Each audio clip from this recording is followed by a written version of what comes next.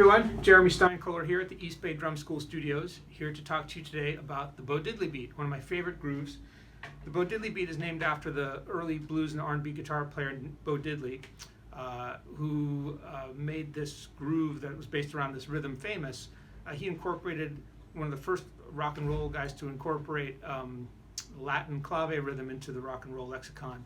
And so the standard 3-2 clave pattern, which goes like this: 1 and 2 and 3 and 4 and 1 and 2 and 3 and 4, and that became his strumming pattern on his guitar. He'd go jump, jump, jump, jump, jump, 1 and 2 and 3, 4, 1, 2, 3, and his drummers would play a pattern to fit that, and gave it kind of a big sound by playing it on the toms. So typically, in the early versions of this song, like Bo Diddley's Bo Diddley, that was the name of the tune, or Johnny Otis's Willie and the Hand Jive, for example, you hear the drummers playing the groove just on the tom-tom by itself.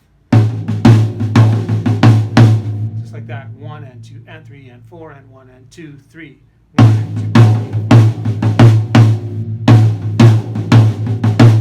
2. Sometimes they'd move this last couple of notes to the floor tom.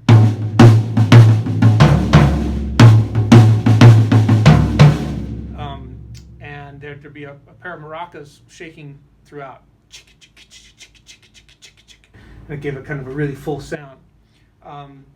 Later, as music evolved and rock band artists would incorporate this kind of feeling groove into their music, like George Thorogood and the Destroyers with Who Do You Love, for example, you'd hear drummers embellishing the groove more and more, adding the hi-hat to replace the maracas in the high end.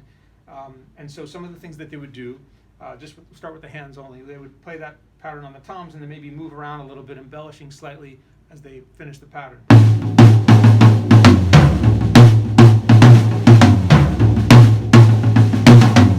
Sometimes adding subtler accents around the pattern, bop, bop, bop, bop, bop, bop, kind of thing.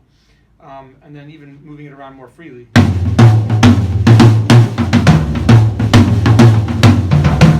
Kind of experiment with that. The main idea is to keep the clave pattern in the accents the same as you go.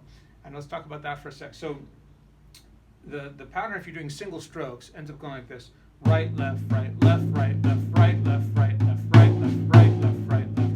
So the accents all end up in the clave pattern, playing eighth notes with the hands, 1 and 2 and 3 and 4 and 1 and 2 and 3 and 4 and. End up with the right hand the whole time, except for the second accent, which is with the left. And that's the only one that happens with the left hand, which is really important. So it goes like this: right, left, right, right, right, 1 and 2 and 3 and 4 and 1, 2, 3 and 4 and 1 and 2 and 3 and 4, 2, 3. So the only accent with the left hand is the and of 2 of the first measure. Right, left, right, right, right. So when you start adding the feet, the first simple thing you can do is just like a halftime 1 and 3 on the bass drum. 1, 1, 2, 3, 4, 1, 2, 3, 4, 1, 2, 3, 4, 1, 2, 3, 4. Adding the bass drum to that, you end up with this. You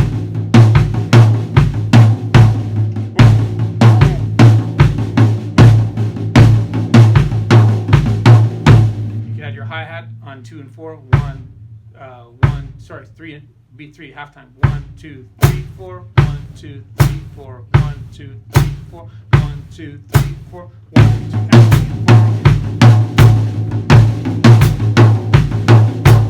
But what I like to do when I'm playing this groove, to give it an even fuller sound, is I like to play the hi-hat in 2 and 4 with the original time feel. 1, 2, 3, 4, 1, 2, 3, 4, 1, 2, 3, 4.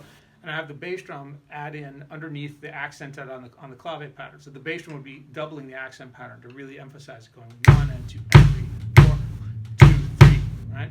So that means the bass drum's going to land with the right hand in the sticking pattern on all the accents except for the second one, where it's going to line up with the left hand. And that's the tricky part for most drummers, is that right foot, left hand connection, which is kind of counterintuitive a little bit, because most people are right hand, right foot connected very strong. Which I get into in my book, Finding the Groove. We'll talk about that later.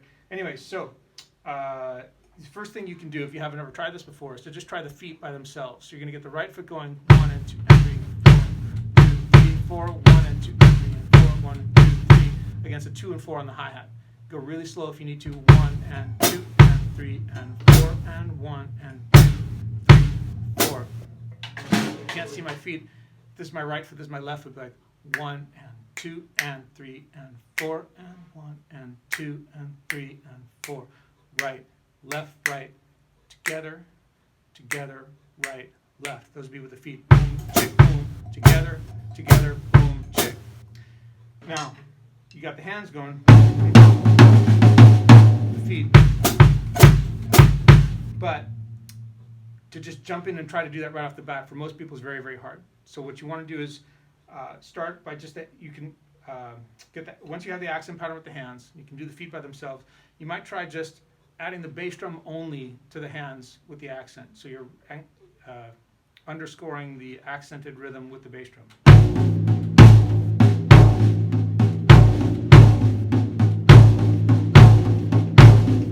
Bass, bass, bass, bass, bass, bass, bass. And then from there you add the hi-hat on 2 and 4. One thing you might try is just to get rid of the accents and just see if you can play the foot ostinato with the 8th notes on the hands, and then add the accents after that. That's another sort of backdoor way to do it. So here's that.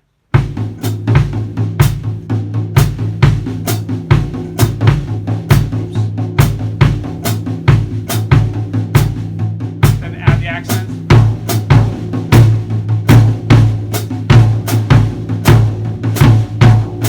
So what I like to do, once you can get that going, is I like to put my right hand on the floor tom, left hand on the high tom, split it up between 2 different tonalities, makes it sound even fuller, like there's more going on. So here, check this out.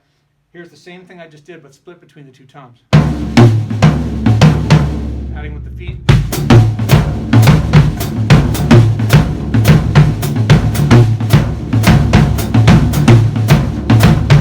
Right.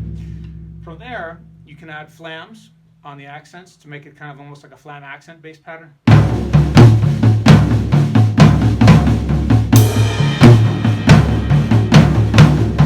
So there I'm just flamming on each of the accents between the 2 drums.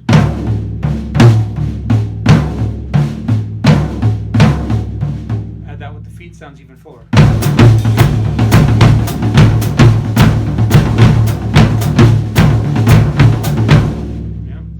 Last thing, for now, you can, on the second half of the pattern, you can change up the pattern to be almost like a fill. So boom, to boom, to boom, fill, fill, fill, fill. Sounds like this.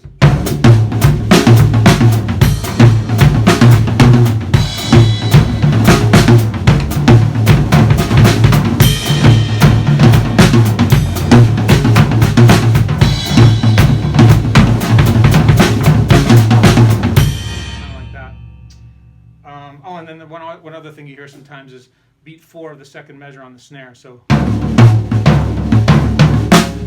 1 and 2 and 3 and 4 and 1 and 2, 3, 4, and that last 4 on the snare.